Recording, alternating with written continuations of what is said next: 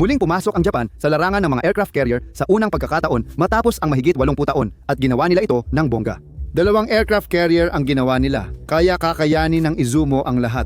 Mayroon itong napaka-advanced na radar na kayang subaybayan ang 12 target ng sabay-sabay at kaya nitong saluhin o harangin ang mga missile sa isang iglap lang. Nagdadala ito ng fleet ng pinakamapanganib na fighter jet sa mundo. Pero heto ang bagay, ang mga barkong ito, hindi sila dapat umiiral. Matagal nang sumunod ang Japan sa mga patakaran pagkatapos ng digmaan na nagbawal sa offensive carrier at hindi rin dinisenyo ang Izumo class para sa mga jet. Kaya paano nga ba nagawang-gawing mga stealth jet carrier ang dalawang helicopter destroyer? Paano naging matatag na sandigan ng Japanese Navy ang kakaibang pinagmulan at limitasyon nito? At maaari nga ba nitong patunayan na hindi lang ito basta underdog? Sa tamang panahon, magkakaroon ng bagong kampeon ang lupain ng sumisikat na araw. May paparating na digmaan. Kaya kapag pinag-uusapan natin ang Japan at ang kanilang puwersang pandagat, tinatalakay natin ito sa konteksto ng posibleng labanan laban sa China sa parehong South China Sea at East China Sea. Posibleng madamay ang Japan sa anumang labanan sa rehiyon para protektahan ang mga daanan ng barko at teritoryo nito. Dahil kaalyado ng United States ang Japan at posibleng magbanggaan ang China at United States sa lalong madaling panahon, dapat maging handa ang Japan sa anumang aksyon. Ibig sabihin, ang China ang pinakamalaking banta sa Japan sa rehiyon at magkalapit lang sila sa heograpiya. Hindi ito maaaring magpabaya kapag sumiklab ang digmaan. Dahil kung may nakapansin sa mga nagdaang taon, malalaman mo iyon. Pinalalakas ng China ang militar para sa posibleng pananakop sa Taiwan. Hindi lang posible ang ganitong labanan. Mas malamang pa itong mangyari dahil malapit ang mga Senkaku Islands na pagmamay-ari ng Hapon. Malinaw na ganun din ang iniisip ng militar ng Hapon dahil alam nilang sa posibleng labanan sa rehiyon, kailangan nila ng konkretong bagay na makakatulong sa pagtatanggol ng Japan at magpapalakas sa kanilang puwersa. Sa dagat, isang aircraft carrier, ngunit hindi na muling naglayag ang Japan ng ganito mula noong masira lahat noong ikalawang digmaang pandaigdig. Malaking tensyon ito at posibleng labag sa konstitusyon ng Japan na hindi pumapayag sa pagbuo ng mga sandatang pandigma na pang-atake. Hindi pa kasama rito na ang paggawa ng mga maayos na aircraft carrier ay tumatagal ng ilang taon. Kailangan nila ng solusyon na kayang gawin ang halos lahat ng trabaho at suportado ng konstitusyon. Maaaring dumating agad habang unti-unting ginagawa ang mga totoong carrier sa likod ng eksena, gaya ng Japan Ship Izumo class. May dalawang barko ang Japan sa klaseng ito, Izumo at ang kapatid nitong Kaga. Sila ang pinakamalalaking barkong ginawa ng Japan mula ikalawang digmaang pandaigdig. Maaari mong itanong, totoo bang carrier sila? Mukha silang carrier na may dalang ilang sasakyang panghimpapawid, kaya ano pa ang hahanapin mo? Kasi hindi sila opisyal na nirepaso hanggang ngayong 2025. Bago naging ipinagmamalaki ng Japanese Surface Fleet ang mga barkong ito, iba ang una nilang layunin. Ang dalawang barko ay inaprubahan itayo noong 2000 hindi bilang carrier kundi bilang laban sa submarino at pangsakuna. Pareho silang natapos noong 2015 at 2017 at tinawag sila sa iba't ibang pangalan gaya ng helicopter carrier, light carrier, helicopter carrying destroyer at cruiser. Sa totoo lang kahit ano pa ang itawag nila, pare-pareho lang naman. Nag-alala ang mga Tsino nang ipakilala ang Izumo noong 2013 dahil mukha itong aircraft carrier kahit anti-submarine at disaster relief ship ito ng Japan. Noong 2018, inaprubahan ng gobyerno ng Hapon na gawing opisyal na aircraft carrier ang dalawang barko na pinatunayan ang hinala ng Beijing. Habang naging mas agresibo ang China sa dagat at pinipilit ang ibang mga bansa sa kanilang pinagsasaluhang karagatan, alam ng gobyerno ng Hapon na kailangan nila ng isang bagay na makakapagbigay ng proteksyon. Lihim na inayos muli ang mga barko at isiniwalat ang bagong pangalan nila noong 2025.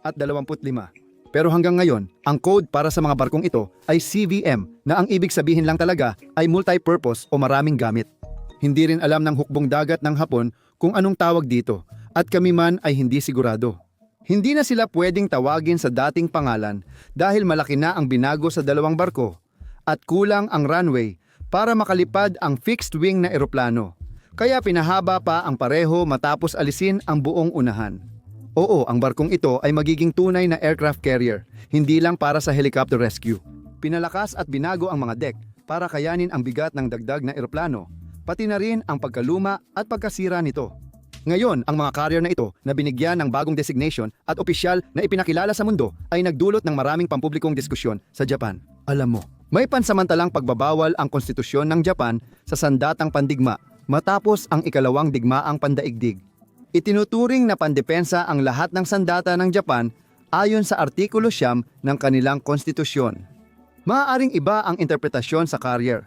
Maaaring nagpapadala ito ng eroplano para umatake ng ibang target. Hindi ba't ito ay isang sandatang panlusob at sa makatuwid ay labag sa konstitusyon? Kaya ginawa ng Tokyo at ng mga abogado nito ang pinakamagaling nilang gawin. Nag-imbento lang sila. Opisyal nang sinabi ng Japan na para sa depensa ang mga barkong ito. Bagamat tila madali itong paraan para malusutan ang parte ng konstitusyon. Makikita sa disenyo na ang dalawang barkong ito ay sadyang ginawa para sa depensa. May kontrobersya pa ring bumabalot sa mga barko at napansin ito ng media.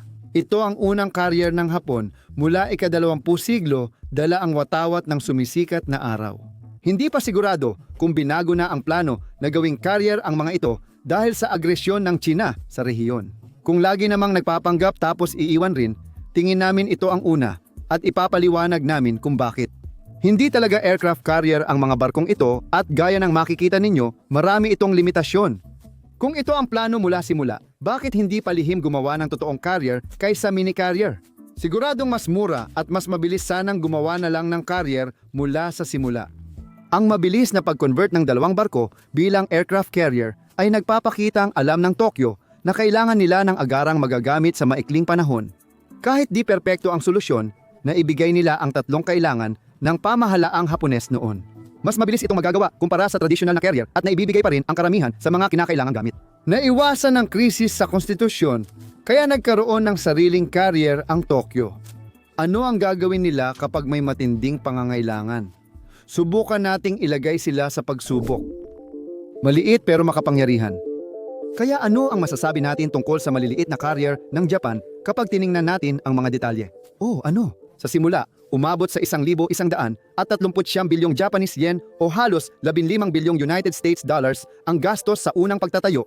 Napakalaking halaga nito. Para sa haba na 248 metro o 840 talampakan at lapad na 38 metro o 124 na talampakan, medyo maliit lang talaga ito. Kung ikukumpara sa ibang mga carrier, maliit talaga ito. Mas mahaba pa ng halos 15 metro ang Indian Naval Ship Vikrant, lumang Soviet carrier na binili ng India mula Ukraine noong dekada 90 at mas matanda pa ito ng ilang dekada. Makikita rin ang laki ng Izumo sa displacement nitong 27,000 tonelada kapag puno, kaya mas hawig ito sa mga light aircraft carrier sa specs. Tama rin ito, base sa mga armas nito na limitado lang sa dalawang Mark 15 SeaRAM Missile Launching System at dalawang Mark 15 Phalanx Close-in Weapon System na pareho namang napakabisang mga kagamitan. Kahit matagal nang tinawag na destroyer ang barkong ito, hindi naman talaga direktang pangwasak ang pangunahing papel ng Izumo sa labanan. Sa totoo, mukhang matalino iyon, lalo na't maliit na ito ngayon. Tingnan mo, hindi naman lahat tungkol sa laki, kaya ang pagiging medyo maliit ng Izumo ay hindi dapat makabawas sa magaganda nitong katangian. Pero sa dulo, dapat aircraft carrier ito. Mas maliit na lugar ay nangangahulugan ng mas kaunting eroplano ang maaaring gumamit nito sa isang pagkakataon. Mas kaunti ang maaaring itago at mas kaunti ang makakapagtanggol sa barko. Sa totoo lang, ipinapakita nito ang pagkaapurahan sa Tokyo na magkaroon ng kahit anong carrier. Kaya naman ang mga barkong ito ay inayos at muling kinategorya. Mas maliit ito kaysa sa karamihan ng mga modernong aircraft carrier dahil hindi naman talaga ito nilayon na maging isang aircraft carrier, lalo na pagdating sa fixed-wing aircraft. Pero kahit na mas maliit ang flight deck nito, nakakagulat pa rin na malaki-laki ang espasyo dito. Kaya nitong maglaman ng 28 helicopter o 14 na mas malalaking sasakyang panghimpapawid at pwedeng magsabay ng take-off at landing ang 5 helicopter sa flight deck. Para sa mga eroplano, kailangan nilang pumila at isa-isa lang ang paglipad. Hindi iyon maliit na bagay kahit mas mababa ang sortie rates nito kaysa sa traditional na carrier. Para sa Japan, ito ay pag-unlad sa pagtatanggol ng teritorial na katubigan kumpara sa dati nilang kakulangan ng opsyon. Bago pa baguhin o uriin ang mga barko, mayroon na silang 7 SH-60 JK anti-submarine warfare helicopters at 2 search and rescue helicopters. May saysay ito dahil mas akma na ang mga helicopter para sa mga dating misyon ng barkong ito na ngayon ay nagbago na. Maganda rin na may sapat na runway para sa fixed-wing na paglipad. Mas marupok ang mga helicopter. At ang totoo, mas marami talagang ganito ang Izumo na kailangang asahan. Maganda talaga ang fixed-wing na opsyon kapag nailipad nila ito. Baka narinig mo na ang F-35 Lightning II B. Oo, naglaro na ang Japan sa baul ng digmaan ni Tito Sam at nakuha nila ang pinakamagandang laruan pauwi. Dahil maikli ang flight deck ng Izumo, kakaunti lang ang pwedeng mag-take off na aircraft dito. At kailangan nilang may kakayahan sa short take-off and vertical landing o short take-off and vertical landing na meron ang F-300 at 52B. Binabago nito ang dati mong pananaw tungkol sa Frankenstein minicarrier class na ito. Dahil kahit ilang F-35 lang ang nasa panig mo, malaking kalamangan na ito sa halos anumang sitwasyon. Bagamat mas mabagal ang vertical takeoff o landing kaysa tradisyonal na paglulunsad, bumababa pa lalo ang sortie rates. Ano pa? Well, may bilis ito na nasa 30 knots na hindi naman sobrang bilis. Halos kapantay lang ng ibang barkong pandagat at mga carrier.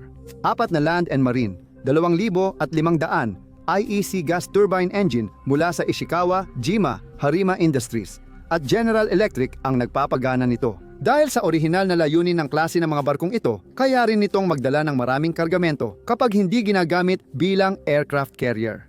Kayang maglaman ng 400 sundalo ng komportable sa barko, dagdag pa sa 700 at 70 crew na nagpapatakbo ng sasakyang dagat, pati na rin 50 truck na may bigat na humigit kumulang 35 tonelada bawat isa. Ngayon, malaking pondo ng gobyerno ang kailangan para sa suporta sa tropa. Siyempre, maaari rin itong punuin ng mahahalagang kagamitan. At maaari pa ngang gawing pansamantalang ospital kung sakaling mangyari ang pinakamasama. Sa kabuuan, mayroon kang maliit na barko na may maaasahang depensibong armas. Versatile ito at mabisang panakot na nagpapalawak ng kapangyarihan sa dagat. Oo, maliit ito at may mga kahinaan iyon, lalo na pagdating sa tunay na gamit sa labanan. Pero ito pa rin ay isang pag-unlad para sa Tokyo sa aspetong ito na wala dati ang bansa. Dahil lumalakas ang China, baka kailanganin ng Japan ang lahat ng tulong nito. Kaya kapaki-pakinabang na ang Izumo class ay may mga astig na kagamitan. Makabagong teknolohiya. Bukod sa F-35, ang Izumo class ay may iba pang kapaki-pakinabang na teknolohiya. Kilala ang Japan sa malikhaing at masalimuot nitong teknolohiya. Kaya kapag ginamit nila ang ganitong pag-iisip sa aircraft carrier, siguradong kumpleto ito sa makabagong kagamitan. Ang Izumo at iba pang barkong kauri nito ay may Active Electronically Scanned Array Radar o Active Electronically Scanned Array, kung saan ang tradisyonal na mechanical radar system ay gumagamit ng umiikot na antena para makuha ang signal ng kalabang eroplano. Iba ang Active Electronically Scanned Array dahil ito ay gumagana ng puro elektroniko at aktibong sinusuri ang buong kalangitan sa lahat ng direksyon ng sabay-sabay. Maaaring magdulot ng mahalagang pagkaantala ang radar dish na posibleng di mo na makita o maharap ang kalaban. Pinapabilis ng Active Electronically Scanned Array ang prosesong ito at kayang subaybayan ang maraming target sa himpapawid ng sabay. Kaya't ito ay mahal, ngunit mahalagang upgrade para sa maraming barko. Karapat-dapat sa kanilang halaga. Ngayon, may Advanced Technology Command System din. Ibig sabihin ay Advanced Technology Command System na siyang utak ng barko. Ito ang namamahala sa sensors, scanners, at mga mensaheng dumadaan sa kanila. Kinukuha at ipinapasa nito sa sensors ang lahat ng nakolektang datos. Sistema ng pamamahala ng armas at labanan para malaman ang mga posibleng target sa pamamagitan ng organisasyon nito. Sa armas, ang Combat Direction System. Combat Direction System, ang dashboard na gamit ng nagpapaputok. Kinokontrol nito ang direksyon ng sensors at armas at sinusubaybayan ang mga banta. Gumagana ito kasama ng Fire Control System. Fire Control System, gamit ang radar at tracking data ng barko para gabayan ang mga misil sa tamang destinasyon sa pamamagitan ng pag-lock sa mga target. Parang tao ang barkong ito. Active Electronically Scanned Array ang mata, Advanced Technology Command System ang utak, Combat Direction System ang kamay, at Fire Control System ang baril.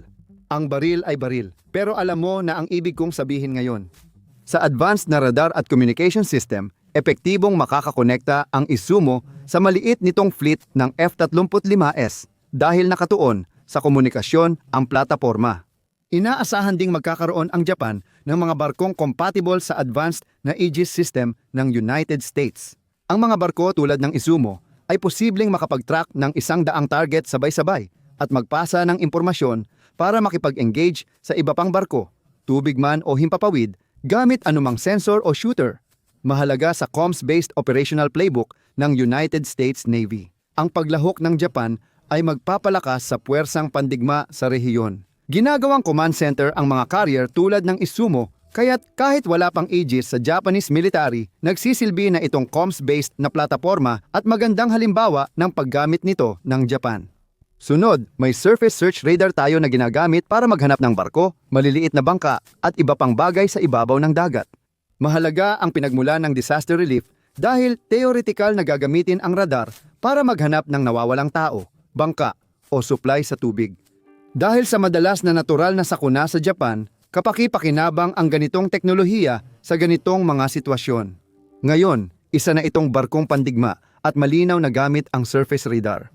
Habang binabantayan ng active electronically scanned array ang kalangitan, madalas ding lumitaw ang mga banta sa tubig ng mabilis, mga attack boat, iba pang barko sa ibabaw ng dagat, at maging mga bagay tulad ng lumulutang na mga mina ay nagdadala ng iba't ibang panganib sa mga carrier. Kahit anong surface radar ay tumutulong maagapan ang banta bago makapinsala, pero may banta rin mula sa ilalim ng tubig. Kaya may bow sonar system ang Izumo para matukoy ang banta mula sa submarino. Siyempre, ito talaga ang pangunahing tungkulin ng barko dahil ang anti-submarine warfare ang dahilan kung bakit ito itinayo sa simula pa lang.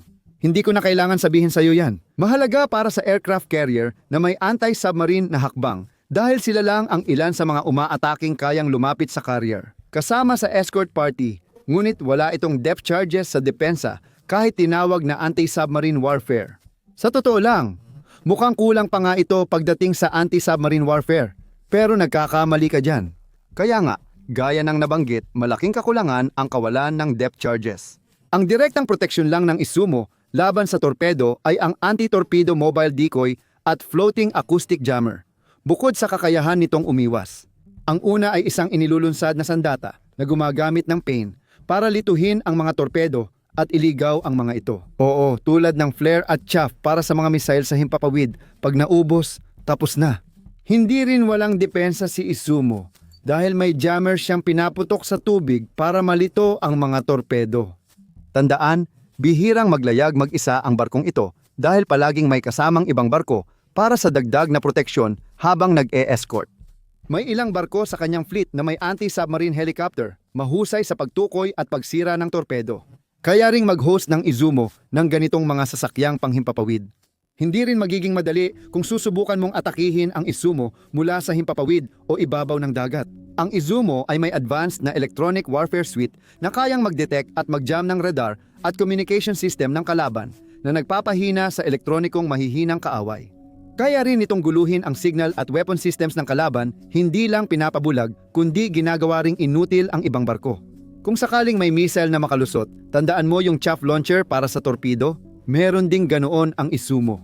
Siyempre, kung kailanganin pa nitong gamitin ang mga ito, ibig sabihin ay may kalabang nakalusot ng missile, isang buong hanay ng mga barko, jammer at mga F-35 na umiikot sa himpapawid. Hindi mo agad matatamaan ang bagay na ito, kaya makikita mong napaka-depensibo nito. Sinabi na namin halos lahat tungkol sa mini carrier na ito, isang light carrier o magaan na barkong panghimpapawid na may helicopter, destroyer, 3,000 o ibang tawag. Sa totoo lang, humanga kami, lalo na't hindi naman aircraft carrier ang orihinal na disenyo ng mga barkong ito. Mayroon kang mabilis at kapaki-pakinabang na barkong pwedeng gawing mobile command center at comms hub. Mahirap tamaan ito dahil sa mga pinakamahusay na fighter aircraft sa mundo na nagpoprotekta rito. Dahil dito, nagiging malakas sa labanan ang Japanese fleet at naipapakita ang kanilang husay. Kapag pumapasok ito sa laban, sa halos lahat ng aspeto, masasabi mong matagumpay ito. Sa pinakamababa, malaking pag-upgrade ito ng kakayahan para sa Japanese Navy, kahit hindi tradisyonal ang proseso. Walang saysay ang lahat kung di kayang ipagtanggol ang sarili sa ibang puwersa. Noon kahanga-hanga ang mga lumang carrier ng Hapon, pero ngayon coral reef na lang sila. Kaya kailangan nating itanong, kapag dumating ang malaki, handa na ba ang Hapon? Gagana ba ito? Uuwi sa tanong kung matutulungan ng Izumo na ipagtanggol ang Hapon laban sa China. Makakatulong ba ito?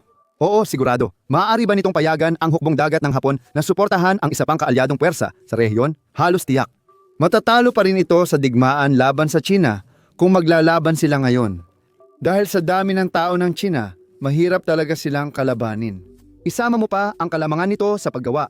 Ang katotohanang ang teknolohiya nito, Bagamat hindi pa nalalampasan ang sa Hapon, ay mabilis na umuunlad ang napakarami nitong mga misil at ang kalamangan nito sa ekonomiya. Hindi talaga patas ang laban, hindi ito panlalait sa Hapon. Kulang ang 2 mini-carrier para labanan mag-isa ang Tsina. Ngayon, malamang hindi na mag-isa ang Hapon laban sa Tsina, kundi bahagi na ng ilang bansang lumalaban sa Tsina sa silangan at timog dagat Tsina. Sa sitwasyong ito, malamang kayang makipagsabayan ng Izumo class at mga escort nito kahit panandalian. Malaking tulong dito ang mga F-35, pati na rin ang iba't ibang sistema ng Izumo, ang mga F-35 mismo. Nagsisilbi silang panakot gaya ng tuloy-tuloy na pagsasanay ng Japan at United States sa rehiyon. Nagkaisa ang dalawang bansa sa pag-optimize ng F-35 at hukbong dagat ng Japan para sa sitwasyong ito. Kaya sa tamang panahon, magiging epektibo ang kanilang pinagsamang doktrina. Kasama ang posibleng integrasyon ng Aegis Network sa hinaharap, nagiging pangunahing target ang Izumo at mga eroplanong nakakabit dito. Kung ikaw ay Beijing, may kahinaan dito. Hindi imposible na makita ang isang senaryo kung saan kayang lamangan ng China ang Izumo at iba pang barko ng Hapon gamit ang napakarami nitong cruise missiles. Malakas ang depensa ng Izumo pero kayang lampasan kung sabay-sabay na umatake ang maraming armas. Kung bumagsak ang command center mo, masama itong senyales para sa fleet mo. Ngayon, mabilis na kumakalat sa mundo ang hindi organisadong drone warfare, lalo na sa naval drones at drone swarm technology. Kailangang tiyakin ng Izumo na ang mga electronic countermeasures nito ay handa para sa gawain. O maaari rin itong gumamit ng mga drone para ipagtanggol ang sarili nito. Ang Izumo ay ideal na carrier para sa drone dahil ang maikling runway nito ay akma sa magagaan na drone. Tinutulungan ng potensyal na ito ang hukbong dagat ng Hapon na ihanda ang Izumo at Kaga bilang mga carrier sa hinaharap. Oo, kahinaan ito. Pero hindi ibig sabihin na hindi kayang ipagtanggol ang barkong ito. Malayo iyon sa katotohanan, lalo na sa pakikisalamuhan nito sa paligid. Surface combat ship, submarino, F-35 depensa kontra misil, at iba pa. Posibleng makontrol ng Hapon ang mahahalagang sea lane laban sa bahagi ng surface fleet ng China sa tamang mga pagkakataon. Sa paggamit ng mga barkong ito, nabibigyan ng F-35 ang fleet ng Hapon ng kakayahang magbantay sa malalayong distansya. Ang network ng komunikasyon ay magsasama-sama para pasabugin ang lahat ng walang bandila ng araw. Mahirap alisin ang puwersang ito kung walang sapat na lakas, atensyon at pagsisikap na pabor sa mga kalaban ng Tsina. Ang isang diretsyong sagupaan ay hindi magtatagal pero maaaring wala ring sapat na rekurso ang Tsina para ilaan sa Hapon. At dito tayo napupunta sa maliit na carrier na maaaring ibig kong sabihin talagang posible. Bagamat mas maliit at hindi orihinal na disenyo bilang carrier, mayroon tayong isang bagay na maaasahan, flexible at delikado. Nagbabalak ang Hapon na gumawa ng mas maraming carrier mula umpisa, pero sa ngayon, sapat na ang Izumo class para sa pangangailangan. Gaya ng ilang beses naming nabanggit, mas mainam na meron sila nito kaysa wala. Ang Hapon na ngayon ay may pinakamalalaking barko at unang mga carrier mula pa noong ikalawang digmaang pandaigdig ay isang malaking bagay. Malaki ang kahulugan nito sa pananaw sa karahasan sa hinaharap at sa diwang Hapones na harapin ng direkta ang kalaban. Hindi perpekto ang Izumo, pero tunay nitong kinakatawan ang Hapon ngayon. Maliit pero makapangyarihan, madaling magbago pero mahusay, organisado pero nakamamatay at laging handa. Pero kahit ano pa ang tingin mo sa klase ng Izumo, kung naniniwala kang mga tambak lang ito ng kalat na pinagtagpi-tagpi sa huling sandali, o kung iniisip mong kahanga-hanga itong dagdag sa kakayahan ng hukbong dagat ng bansa, pwede tayong magkasundo sa isang bagay. Kung dumating man talaga ang karahasang iyan na nasa abot tanaw, kakailanganin ito ng Japan. Maraming salamat sa panonood.